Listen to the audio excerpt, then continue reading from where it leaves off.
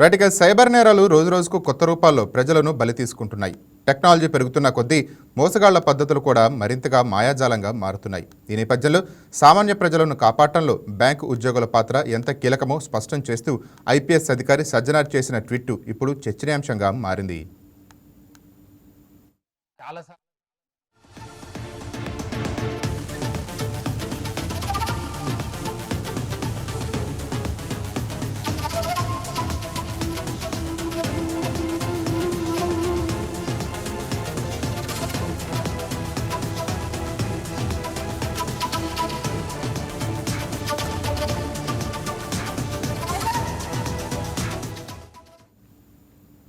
ప్రజల కష్టార్జిత సంపాదనకు కాపలాదారులుగా నిలిచే బ్యాంకర్లు కేవలం లావాదేవీలు నిర్వహించే వ్యక్తులు మాత్రమే కాదు, వారు కస్టమర్ల భద్రతకు మొదటి రక్షణా వలయంగా మారాలి అన్న సందేశాన్ని సజ్జనార్ స్పష్టంగా చెప్పారు.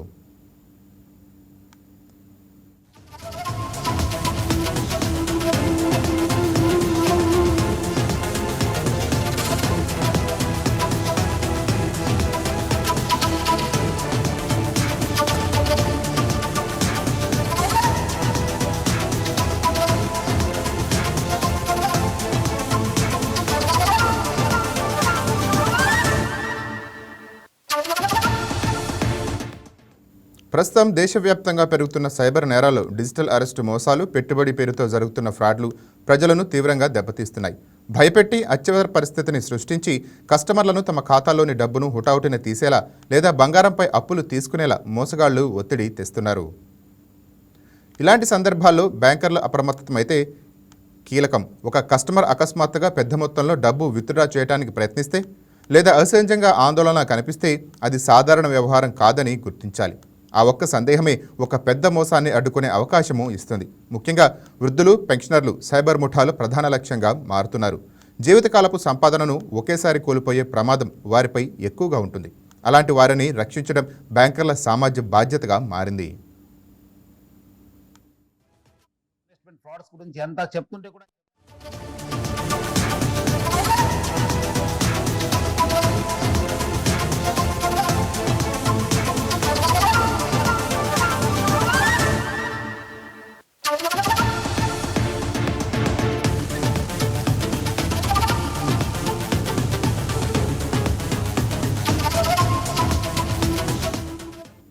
ఏదైనా అనుమానాస్పద లావాదేవీ కనిపించిన వెంటనే ఆలస్యం చేయకుండా పోలీసులకు సమాచారం ఇవ్వాలి. 1930 సైబర్ హెల్ప్ లైన్ లేదా డైల్ 100 ద్వారా వెంటనే స్పందిస్తే మోసాన్ని అరికట్టే అవకాశాలు పెరుగుతాయి. ఇక ప్రజలు కూడా పోలీసుల హెచ్చరికలను పట్టించుకోవాలి. తెలియని కాల్స్, మెసేజెస్, పెట్టుబడి ఆఫర్లపై అప్రమత్తంగా ఉండాలి. తక్షణం చర్య తీసుకోండి అనే ఒత్తిడి మోసగాళ్ల ప్రధాన ఆయుధమని గుర్తుంచుకోవాలి.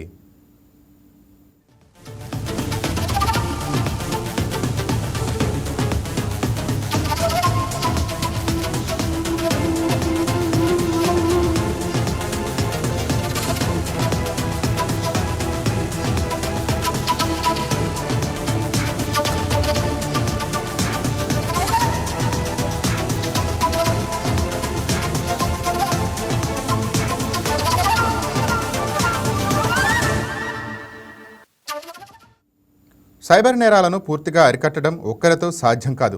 బ్యాంకర్లు అప్రమత్తంగా ఉండాలి, పోలీసులు వేగంగా స్పందించాలి, ప్రజలు జాగ్రత్తగా ఉండాలి. ఈ మూడు కలిసి పనిచేస్తేనే సురక్షిత సమాజం సాధ్యం అవుతుంది. లేదంటే ఒక్కొక్క నిర్లక్ష్యం జీవితకాలపు నష్టంగా మారే ప్రమాదము ఉంది.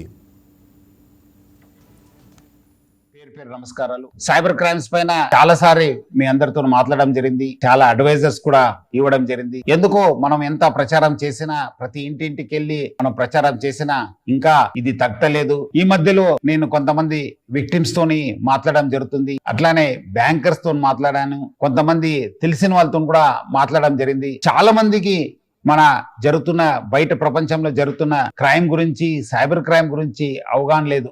తెలంగాణ పోలీసు మరియు హైదరాబాద్ సిటీ పోలీసు, మన సైబర్ క్రైమ్స్ టీమ్స్ ప్రతిసారి కూడా ఏదో ఒక ఆఫెన్స్ అయినప్పుడు, మనకు ఎవరినో అరెస్ట్ చేసినప్పుడు మనము ప్రెస్ రిలీజ్ చేయడం జరుగుతుంది, అడ్వైజరీ ఇవ్వడం జరుగుతుంది. మన electronic plus print media friends కూడా చాలా కవర్ చేస్తున్నారు. వాళ్ళందరూ కూడా ధన్యవాదాలు తెలుపుతూ, ప్రజలందరూ కూడా వాళ్ళు ఇచ్చే ప్రతి ఒక్క కేసుని క్షుణ్ణంగా మీరందరూ కూడా చదవాలి, వేరే వాళ్ళకి చెప్పాలి. ఎందుకంటే ఇది మనము ప్రజల చైతన్యవంతం అయితేనే ఈ సైబర్ క్రైమ్స్ ను మనం ఆపొచ్చు, లేదంటే లేదు. మన ట్వీట్ కావచ్చు, లేదంటే సిటీ పోలీస్ ఇచ్చే ప్రతి ఒక్క ప్రకటన కూడా మీరు జాగ్రత్తగా చదవాలి. మీరు పబ్లిక్ ఒకటే కాదు, బ్యాంకర్స్ ముఖ్యంగా చాలా మంది బ్యాంకర్స్ కి అవగాహన లేదు సైబర్ క్రైమ్స్. ఎందుకంటే వాళ్ళు they are the custodians of public money. Bankers ఈ మధ్యలో బ్యాంకర్స్ తో మీటింగ్ లో చూశాను, చాలా మందికి వాళ్ళ బ్యాంక్స్ లో ఎవరు కస్టమర్స్, వాళ్ళకి ఏం నష్టం అవుతుంది. ఎందుకంటే డిజిటల్ అరెస్ట్ అయినప్పుడు, ఇన్వెస్ట్మెంట్ ఫ్రాడ్స్ అయినప్పుడు వాళ్ళు డెఫినెట్ ఖచ్చితంగా బ్యాంక్ కి వస్తారు, వాళ్ళ దగ్గర ఉన్న డిపాజిట్స్ ని క్యాష్ చేసుకోవడానికి వస్తారు, లేదంటే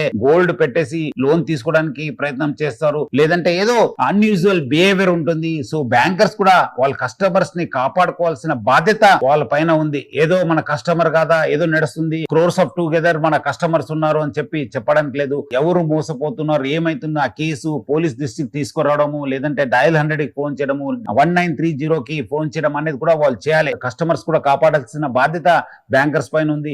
అట్లానే ప్రజలు కూడా ఏదో, ఎందుకంటే జరుగుతున్నావు ఇప్పుడు ఇన్వెస్ట్మెంట్ ఫ్రాడ్స్ గురించి అంతా చెప్తుంటే కూడా ఇంకా పబ్లిక్ మార్కెట్ లో పెడుతున్నారు. గోల్డ్ ట్రేడింగ్ అంటున్నారు, సిల్వర్ ట్రేడింగ్ అంటున్నారు, షేర్ ట్రేడింగ్ అంటున్నారు, కొంతమంది డిజిటల్ అరెస్ట్, ఇంకా కొంతమంది బలి అవుతున్నారు. ముఖ్యంగా ఎవరెవరు పేరెంట్స్ ఓల్డ్ ఉన్నారు, పెన్షనర్స్ ఉన్నారు, ఎవరి దగ్గర చాలా డిపాజిట్స్ ఉంది, వాళ్ళు టార్గెట్ చేయడం జరుగుతుంది. ఈ ఒక్క సైబర్ క్రైమ్ అఫెండర్స్ చిల్డ్రన్స్ కూడా మనము పేరెంట్స్ కూడా చెప్పాలి, ఎలాంటి క్లిక్స్ ని చేయవద్దు, ఏపీకే ఫైల్స్ వచ్చిన క్లిక్ చేయవద్దు, ఎవరు ఫోన్ చేసినా అటెండ్ కావద్దు, ఎవరు వీడియో కాల్ చేసినా అటెండ్ కావద్దు అని చెప్పి పేరెంట్స్ కూడా ఎడ్యుకేట్ చేయాల్సిన బాధ్యత ఉంది. సో అందరు కలిసి ఈ ఒక సైబర్ క్రైమ్ పైన పోరాడతాము, అందరు కూడా కలిసి చైతన్యవంతం తీసుకొస్తాను, అప్పుడే ఈ సైబర్ క్రైమ్ ఆగుతావు. ప్రజలందరూ కూడా అప్రమత్తం ఉండాలని చెప్పి నా తరపు నుంచి, హైదరాబాద్ సిటీ పోలీస్ తరపు నుంచి అందరు కూడా కోరుతున్నాను.